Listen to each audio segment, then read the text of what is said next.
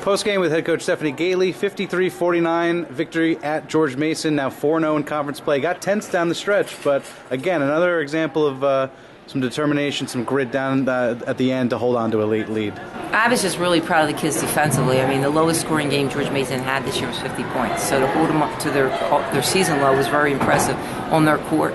And we hit a lull there offensively where we just couldn't get anything to drop, but yet we didn't let it affect defense, and that's a big, big growing point for us. I mean, again, G comes up with a double-double, but yet, she probably could have had 30 today, and we weren't really in sync. But the player that probably stood out to me the most and was our player of the game was Danielle Burns, because she just stayed intense and kept leading in spite of the fact that offensively things weren't falling. So I was really, really proud of her.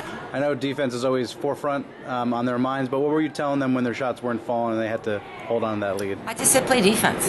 Defense and rebound. Offense will take care of itself.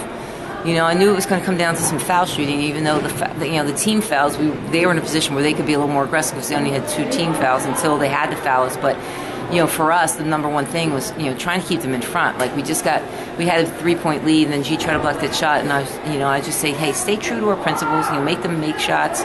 And I think once we settled down and we calmed down, I think we were fine. Lastly, on both sides of the ball, your game plan coming to this game, and how well do you think you worked it out? I think we took a step forward defensively. I think that we really did a good job of just executing our game plan defensively. The fact that you can keep anybody under 50 is, I think, a great testament to your defense.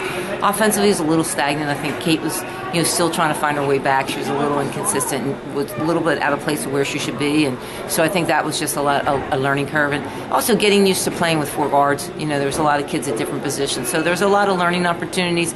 But like I said, anytime you can learn through a win, it's a big step forward. All right, thanks, Coach. Congrats on the win. Thanks. Go Rams.